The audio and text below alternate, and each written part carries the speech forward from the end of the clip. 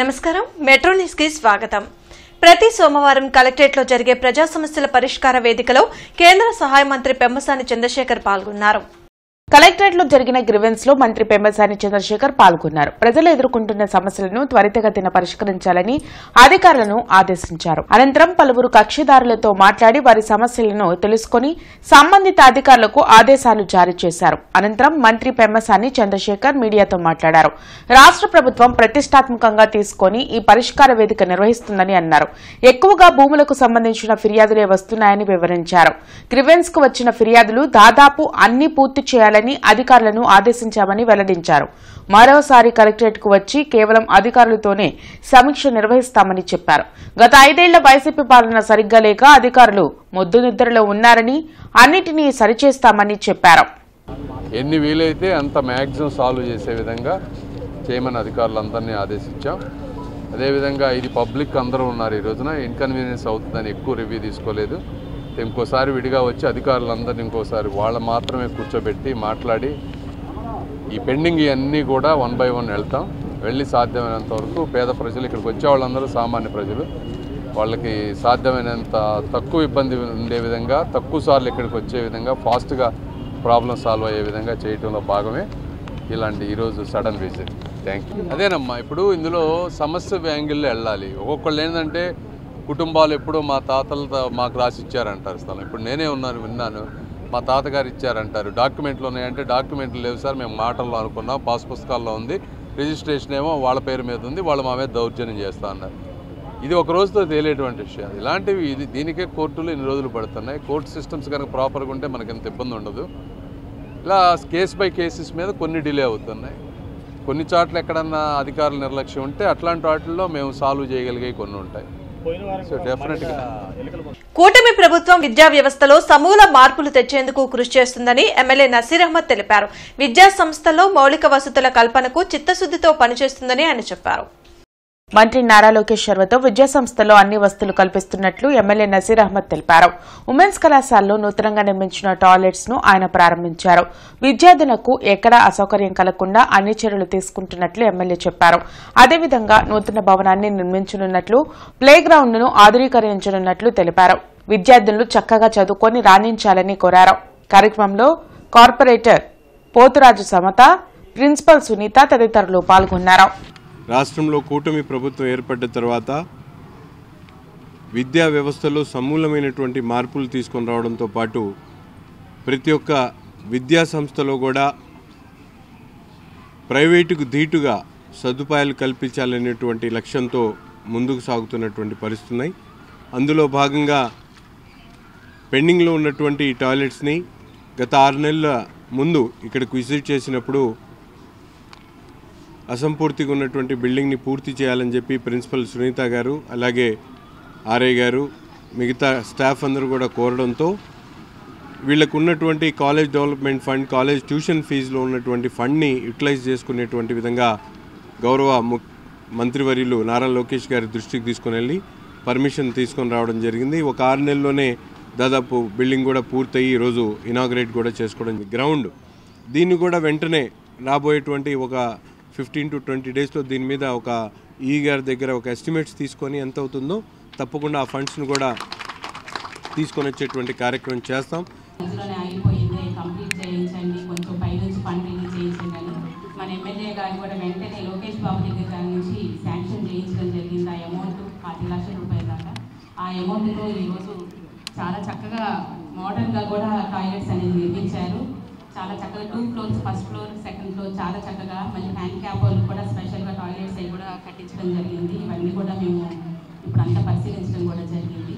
మనం ఏదైనా స్కూల్లో పిల్లల్ని చేర్పించేటప్పుడు స్కూల్ కానీ కాలేజీ కానీ వెళ్ళినప్పుడు అక్కడ ముందు పేరెంట్స్ చూసేది టాయిలెట్స్ ఎలా ఉన్నాయి, వాష్రూమ్స్ ఎలా ఉన్నాయి, ప్లే గ్రౌండ్ ఎలా ఉంది, క్లాస్ రూమ్స్ ఎలా ఉన్నాయి, మన పిల్లలకి కంఫర్ట్గా ఉంటుందా లేదా, ఇవి చూసి మనం చేర్పిస్తూ ఉంటాము. మనకి ఇక్కడ 1000 మంది పిల్లలు ఉంటే ఇక్కడ ఉన్నది కానీ 15 టాయిలెట్సే ఉండటం వల్ల వాళ్ళకి టైం సరిపోక పెద్ద క్యూ లైన్ ఉండటం వల్ల చాలా ఇబ్బంది పడుతూ ఉంటుంటే ప్రిన్సిపాల్ గారు చొరవ తీసుకొని మరి ఇక్కడ శాంక్షన్ చేయించడం జరిగింది. జిల్లా ఎస్పీ కార్యాలయంలో ప్రజా సమస్యల పరిష్కార వేదిక కార్యక్రమం జరిగింది. జిల్లా నలుమూల నుండి వచ్చిన బాధితులు తమ సమస్యలు పరిష్కరించాలంటూ ఎస్పీ కార్యాలయంలో అధికారులకు వినతులు ఇచ్చారు. ప్రతి సోమవారం ఎస్పీ కార్యాలయంలో నిర్వహించే ప్రజా సమస్యల పరిష్కార వేదికకు బాధితులు భారీగా తరలివచ్చారు. ఫిర్యాదులను పోలీసు ఉన్నతాధికారులు స్వీకరించారు. ఆయా సమస్యల పరిష్కారంకు తగు చర్యలు తీసుకుంటామని భరోసా కల్పించారు. తన కుమారుడు కొండలకు ఆస్తులు పంచి ఇచ్చినా మాకు మిగిలిన పొలం, ఇల్లు ఇవ్వాలంటూ తమపై దాడి చేసి కొడుతున్నాడని ప్రతిపాడుకు చెందిన బిళ్లా పరమేశ్వరరావు అనే వృద్ధుడు కన్నీట పర్యంతమయ్యారు. పోలీసులు ఎవరూ పట్టించుకోవడం లేదని తమను కాపాడాలని వేడుకున్నారు. అరండల్పేట మెయిన్ రోడ్లో సండే మార్కెట్ జరగడం వల్ల ట్రాఫిక్ రద్దీ పెరిగిపోయి యాక్సిడెంట్లు అవుతున్నాయని దళిత నాయకులు సముద్రాల చినకోటేశ్వరరావు ఫిర్యాదు చేశారు. సండే మార్కెట్ ని పిచుకులగుంట వైపు మారిస్తే ఎవరికీ ఇబ్బంది ఉండదని అన్నారు. ఆరగ్రహారంలో ఉన్న ఇంటిని ఫైనాన్స్ వారు వేసిన వేలంలో పాడుకుని రిజిస్ట్రేషన్ చేసుకున్న ఇంటిని ట్రాఫిక్ కానిస్టేబుల్ ఏసేపు ఆక్రమించుకుని బెదిరిస్తున్నారని గురజాల మండలం చర్లగుడిపాడుకు చెందిన అలేఖ్య ఫిర్యాదు చేశారు. ఎన్నిసార్లు గ్రీవెన్స్ లో ఫిర్యాదు చేసినా ప్రయోజనం లేదని ఆవేదన వ్యక్తం చేశారు. 5 లక్షలు ఇచ్చా, 3 చోకల బంగారం వెంగాడు, 60 సెంటు పొలం ఇచ్చా, ఇళ్ల స్థలం ఇచ్చా. అవి ఇచ్చింది కాక ఇంకా నీ దగ్గర ఎకరం ఉంది, ఇంకా నీకు డాబా ఉంది, మా తాత సంపాదించిన డాబా, నేను సంపాదించింది వాడికి ఇచ్చేసే స్థలం, వాడు ఇల్లు వేసుకొని ఉన్నాడు. ఇవన్నీ ఇచ్చింది కాక ఆ ఎకరం కూడా రాస్తావా లేదరా నా కొడక అని కర్ర ఇరిగింది నాకు కొట్టాడు.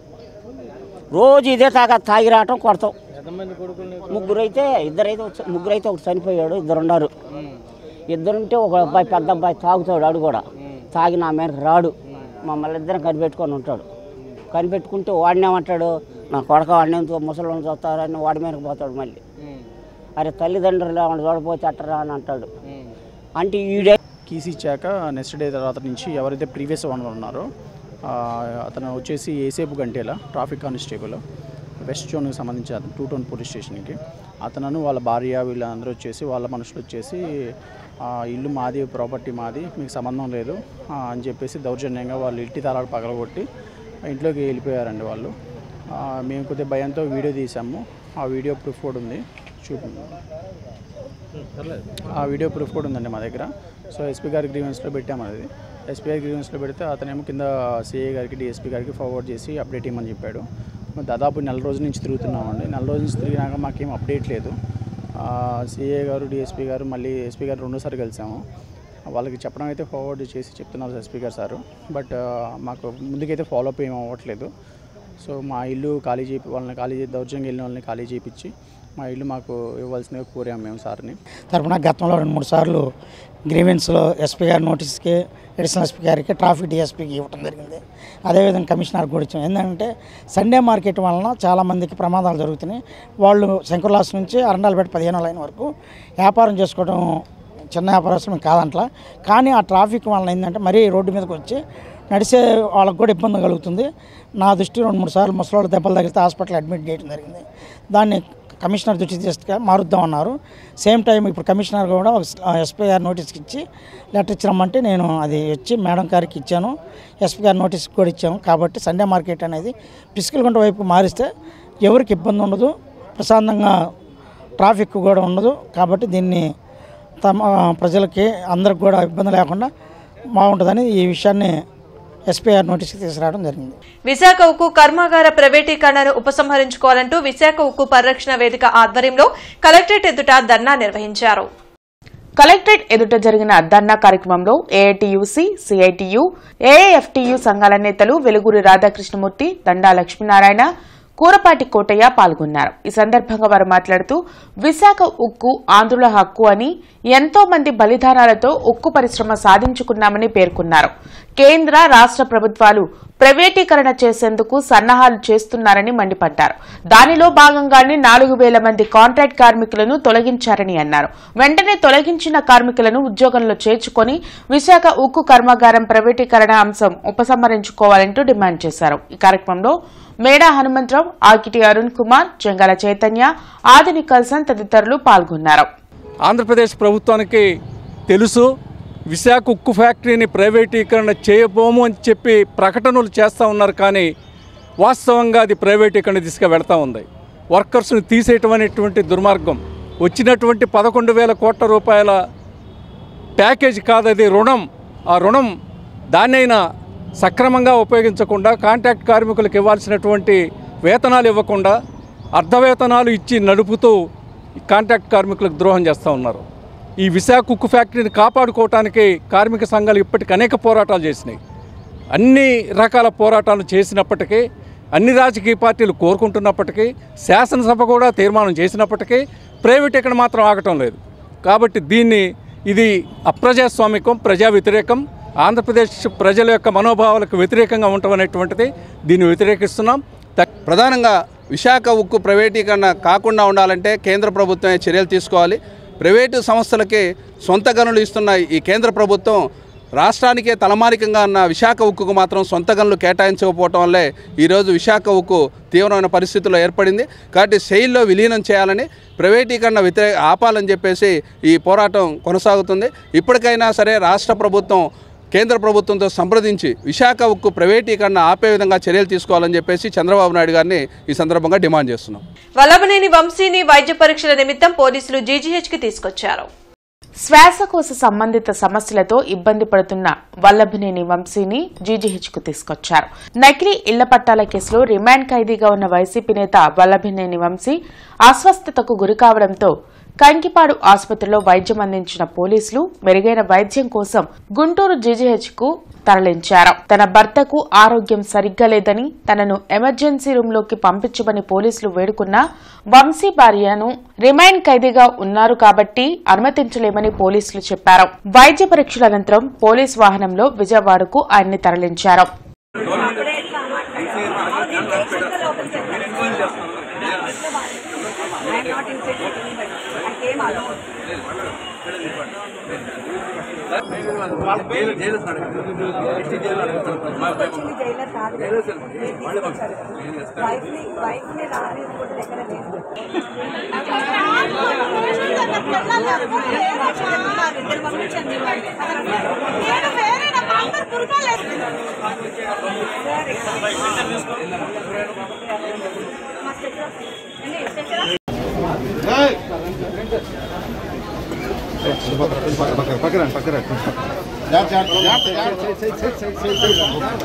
కొంచెం స్లోగా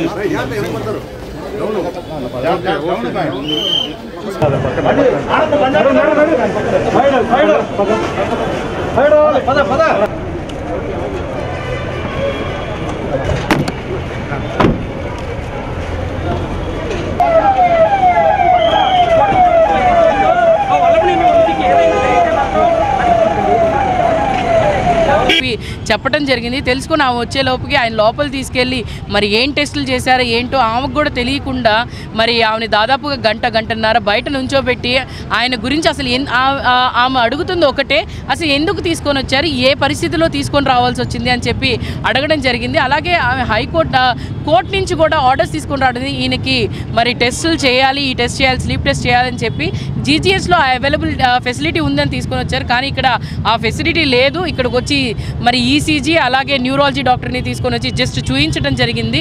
మరి ఏ విధంగా ఈ గవర్నమెంట్ కానీ లేకపోతే అధికారులు కానీ ఒక ప్రాణానికి నిర్లక్ష్యం వహిస్తున్నారో చూస్తూ ఉన్నాము. ఇతను రెగ్యులర్ పేషెంట్ కాదు, ఆయన విజయవాడ నుంచి వచ్చారు. ఇప్పుడు ఆమె చూడాలనుకుంటే విజయవాడ సబ్జైలు ఉంది, అక్కడ అదాలత్ ఇస్తారు. ఆవిడకి భార్యని ఎలా గంట సేపు మాట్లాడుకోవచ్చు, అక్కడ వాళ్ళు చూసుకోవచ్చు. ఇక్కడ వచ్చేసి ఇక్కడికి వెళ్తామని 20 మంది కార్యకర్తలు ఇచ్చి మేము రెగ్యులర్ పేషెంట్స్ ఇబ్బంది పడతారు కదండి, ఎన్ని చూసుకోవాలి కదా. మేము అది చూడకుండా పంపించేస్తే ఆ రెగ్యులర్ పేషెంట్స్ కంప్లైంట్ చేస్తే ఎవరు బాధ్యులు చెప్పండి? డాక్టర్స్ కూడా ఏమంటారు, పోలీసులు సరిగ్గా తీసుకోలేదంటారు. అందుకని మేము వాడికి ఆపాము. వాళ్ళు వచ్చేస్తారు, వచ్చేసినాక వాళ్ళు ఎంతసేపు విజయవాడ సబ్జెక్ట్ పర్మిషన్ తీసుకొని మాట్లాడుకోవచ్చు. ఆ కన్సర్న్ అథారిటీస్ వాళ్ళు అడుకోవచ్చు. ఏం ట్రీట్మెంట్కి వచ్చారు కూడా ఆ కన్సర్న్ సబ్జెక్ట్ వాళ్ళు చెప్తారు. ఆయనకి ఏం ప్రాబ్లం ఉంటే ఇక్కడికి వచ్చారో వాళ్ళు చెప్తారు, మాకు తెలియదు. కలెక్టరేట్ లో ప్రజా సమస్యల పరిష్కారక వేదిక కార్యక్రమం జరిగింది. జిల్లా నలుమూల నుండి వచ్చిన బాధితులు తమ సమస్యలు పరిష్కరించాలంటూ ఇన్ఛార్జ్ కలెక్టర్ భార్గవ తేజకు వినతులు అందించారు.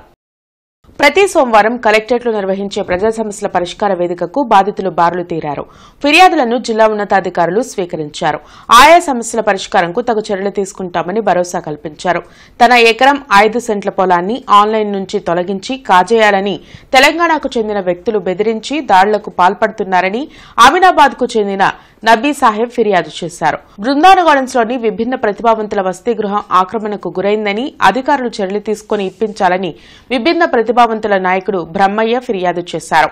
పెదపరిమి గ్రామంలో తన భూమి 25 సెంట్లు ఉంటే ఆన్లైన్లో కేవలం 10 సెంట్లు మాత్రమే నమోదైందని, ఎన్నిసార్లు అధికారులకు మొనపెట్టుకున్నా ఎవ్వరూ పట్టించుకోవడం లేదని పెదపరిమికి చెందిన విజయ కన్నీట పర్యంతమయ్యారు. ఈ విషయాన్ని కేంద్ర సహాయ మంత్రి పెమ్మసాని చంద్రశేఖర్ దృష్టికి తీసుకువెళ్లానని చెప్పారు. 9 సంవత్సరాల నుంచి మేము పాస్ పుస్తకం రిజిస్టర్ చేయించుకున్నప్పుడు ఉంది, ఆన్లైన్లో ఉంది, అడంగలంలో ఉంది, రిజిస్టర్ చేయించుకున్నాం. సంవత్సరానికి పాస్బుక్ అప్లై చేసుకుందాం అని వెళ్తే వీఆర్ఓ గారు అన్నారు 15 సెంట్లు తగ్గిందమ్మా, 50 సెంట్లు మీకు 35 ఉందన్నారండి. ఎంతమందికి పెట్టామో సర్వేలు, ఎంతమందికో చూడండి. ఏం చేయమంటారు? ఆర్టీఓలు కానీ ఎంఆర్ఓలు కానీ మమ్మల్ని ఏం చేయమంటారు? మీరు అడగగానే మేము చేయాలంటున్నారు సార్. అసలు మేము చేయాలంటే మీరు అడిగితే మీకు ఎవరు చెప్పారు? గ్రీవెన్స్లో మేడం చెప్పారు, కలెక్టర్ గారు పంపించారంటే కలెక్టర్ గారిని ఎక్కిమనండి వెళ్ళి, అయితే కలెక్టర్ గారి దగ్గరికి వెళ్ళి అడగండి అని అంటున్నారండి. ఎంఆర్ఓ గారు వాళ్ళు ఇష్టం వచ్చినట్టు కేర్లెస్ గా మాట్లాడుతున్నారండి. 9 సంవత్సరాలు మా అమ్మగారు కిడ్నీ తీసేశారండి, నీళ్లు లేక ఆహారం లేక ఉదయం వస్తే 9 వరకు ఎంఆర్ఓ ఆఫీస్ చుట్టూ కూర్చొని. గత కొన్నేళ్లుగా బృందావనగార్డెన్ హాస్టల్లో ఉన్న స్థలాన్ని మా హ్యాండిక్యాప్డ్కి వృత్తి విద్యా కోర్సుల గురించి మేము అందరం కూడా అడగడం జరుగుతుంది. లాట్ ఆఫ్ టైమ్స్ కలెక్టర్ గారికి మెమరాండాలు ఇచ్చాము లాస్ట్ 6 మంత్స్ నుంచి. ఇంతవరకు దాని మీద ఎటువంటి ఎంక్వైరీ చేసి జాప్యం జరగడం జరుగుతుంది. ఎంక్వైరీనే జరగకపోవడం వల్ల జాప్యం జరుగుతుంది, మాకు తీరని అన్యాయం జరుగుతుంది. కాబట్టి తొందరగా మాకు జాప్యం కాకుండా తొందరగా అది కూడా మాకు ఇచ్చినట్లయితే మేమందరం కూడా ప్రభుత్వానికి ఎంతో రుణపడి ఉంటామని చెప్పి ఎంపీ గారికి పెమ్మసాని చంద్రశేఖర్ గారికి విన్నవించడం జరిగింది. ఆయన కూడా సానుకూలంగా స్పందించారు. వీలైనంత త్వరగా మీ అందరికీ చెక్ చేసి పెడతారన్నారు. సో దానికి ధన్యవాదాలు తెలియజేసుకుంటున్నాం. ఆన్లైన్లో మా ఇది ఇచ్చేసి పేర్లు ఇప్పుడు మా భూమిని కూడా అమ్మమని ఎంతో కొంత డబ్బులు ఇస్తాం, లేకపోతే ఏమో ఎంతో కొంత మాకు భూమి ఇవ్వాలని దౌర్జన్యం చేస్తున్నారు సార్. తెలంగాణ నుంచి వచ్చి ఇక్కడికి బాగా దౌర్జన్యం చేస్తున్నారు. పేరు సలీము, అబ్దుల్ రౌఫ్, అబ్దుల్ రహమాన్ సార్, వీళ్ళు ముగ్గురు. వాళ్ళ నాన్నగారి పేరేమో శంషుద్దీన్. ఇక్కడ అమీనాబాద్లో గ్రామస్తులు అందరూ చెప్పారు వాళ్ళకి పేదవాళ్ళు వాళ్ళ జోలికి వద్దు, ఇదిగో ఇట్లా అని ఎన్నిసార్లు పరిష్కారాలు కూడా మళ్ళీ ఎంఆర్ఓ గారి దగ్గరికి వెళ్ళినా ఎవ్వరు కూడా సార్ వాస్తవంగా అయితే ఇప్పుడు 7.5 సంవత్సరాల నుంచి నేను కష్టపడుతున్నాను, తిరుగుతున్నాను. నేను తిరుగుతున్న విషయం ప్రతి ఒక్కసారి కూడా మీడియాకి చెప్పాను, ఆఫీసర్లు పెట్టాను, అర్జీలు పెడుతున్నాను, కాల్ సెంటర్ నుంచి కానీ అన్ని విధాలుగా సార్ మీ సేవ నుంచి కూడా అప్లికేషన్లు పెట్టాం. సర్వేకి కూడా వచ్చిన వాళ్ళని కూడా బెదిరించి పంపించేస్తున్నాడు. ఏదనంటే ఏమో మన తెలంగాణ నుంచి మంత్రుల చేత ఎంఆర్ఓలకు కానీ వీఆర్ఓలకు కానీ ఎస్ఐలకు కానీ ఫోన్ చేసి ల్యాండ్ సెటిల్మెంట్లు చేసుకో ఇట్లా చేస్తున్నాడు సార్, బాగా బెదిరిస్తున్నాడు. కిమ్స్ శిఖర హాస్పిటల్ జిల్లా సీనియర్ సిటిజన్ సర్వీస్ ఆర్గనైజేషన్ సంయుక్త ఆధ్వర్యంలో కాలేయం మరియు జీర్ణ వ్యవస్థ సంబంధిత వ్యాధులపై అవగాహన కార్యక్రమం అన్నమయ్య కళావేదికలో జరిగింది. గార్డెన్స్ వెంకటేశ్వర స్వామి దేవస్థానంలోని అన్నమయ్య కళావేదికలో జరిగిన అవగాహన కార్యక్రమంలో gastro enterologist doctor Prasanna Kumar ముఖ్య అతిథిగా పాల్గొన్నారు. ఈ సందర్భంగా ఆయన మాట్లాడుతూ 60 సంవత్సరాల పైబడిన వారిలో జీర్ణకోశం, లివర్ సమస్యలు ఎక్కువగా వచ్చే అవకాశాలు ఉన్నాయని వెల్లడించారు. పెద్ద వయసు వారిలో జీర్ణక్రియ మందగించి అరుగుదల తగ్గి మలబద్ధకం ఏర్పడుతుందని అన్నారు.